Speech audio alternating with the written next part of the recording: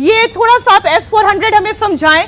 जिस तरीके से जो खबर डिफेंस मिनिस्ट्री कह रही है कि हमने न्यूट्रलाइज कर दिया है, हमने एयर डिफेंस सिस्टम इस्तेमाल किया है, हमने यूएस ग्रिड इस्तेमाल किया है, इसे आप ब्रीफ करें थोड़ा। देखिए दर्शकों को मैं बता दूं कि हमारे पास S-400 की अभी तक 3 स्क्वाड्रन्स आई हैं। उनमें से एक को हमने पाकिस्तान की बॉर्डर के साथ तैनात कर दिया है, एक को हमने पूरब में, वो वाला पार्ट नहीं, डिप्लॉयमेंट नहीं। ओके, डिप्लॉयमेंट मैं नहीं बताऊंगा, करेक्ट, लेकिन जनरल एरिया ऐसा है कि इनका जो सर्विलेंस रेडार है वो 500 किलोमीटर तक सर्विलेंस कर सकता है। यानी पाकिस्तान की डेप्थ अगर 500 किलोमीटर है तो जब उनको मैं यहां पर डिप्लॉय करता हूं इसका सर्विलेंस रेडार, पाकिस्तान में 500 किलोमीटर तक देख सकता है। तो 500 किलोमीटर की दूरी से अगर उसका कोई अवैक है या उसका कोई ट्रांसपोर्ट विमान है, बॉम्बर विमान है, वो उसको देख सकता है।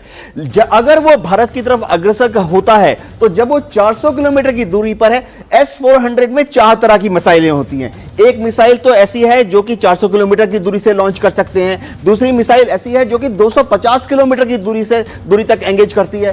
शत्रु अगर और पास आ गया तो एक मिसाइल ऐसी होती है जो कि 120 किलोमीटर की दूरी से शत्रु को ध्वस्त कर सकती है। इसके बाद भी अगर उनका JF-17 या F-16 और पास आ गया तो इसके पास चौथी तरह की मिसाइल होती है जो कि 40 किलोमीटर की दूरी से शत्रु को एंगेज करती है। यहाँ पे रोशनी बेहतर आ रही है। एक चीज मैं आपसे समझना चाह रही हूँ सर, थोड़ा सा और इधर नजदीक आ जाएं।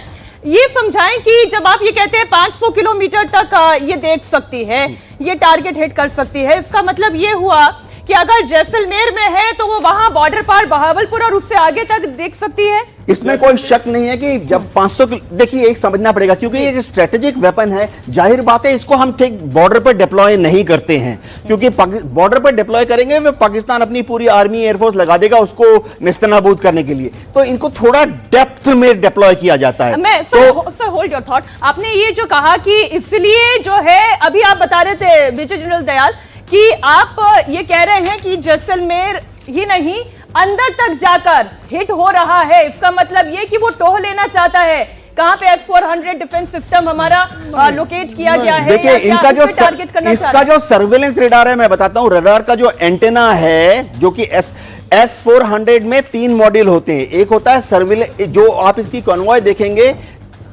जी अगर आप इसकी कॉन्वॉय देखेंगे तो S-400 का जो सर्विलेंस रेडार है उसके ऊपर एक बहुत बड़ा एंटेना लगा होता है। वो सिर्फ घूमता रहता है और देखता है कि दुश्मन के जहाज कहां पर हैं।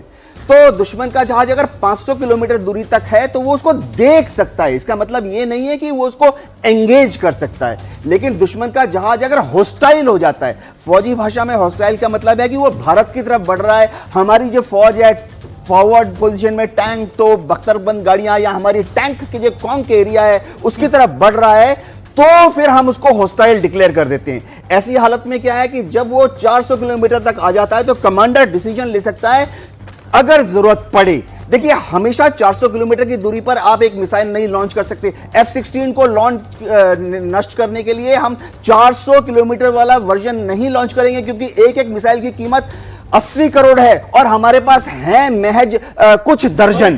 तो हम क्या करते हैं, हम इंतजार करते हैं जब तक कि वो 400 किलोमीटर से 300 किलोमीटर से 200 किलोमीटर दूर तक नहीं पहुंच जाता, हम होल्ड फायर करते हैं। जब वो पास में आ जाता है तो हमारे पास दूसरे ऑप्शन है, जो मिसाइल उसको 250 किलोमीटर की दूरी से एंगेज करता है, 120 किलोमीटर की दूरी से एंगेज करता है। उसके एक रीजन है, टैक्टिकल रीजन ही है कि वो जितना हमारे पास है, launch accuracy and kill probability उतनी इंप्रूव हो जाती है। किल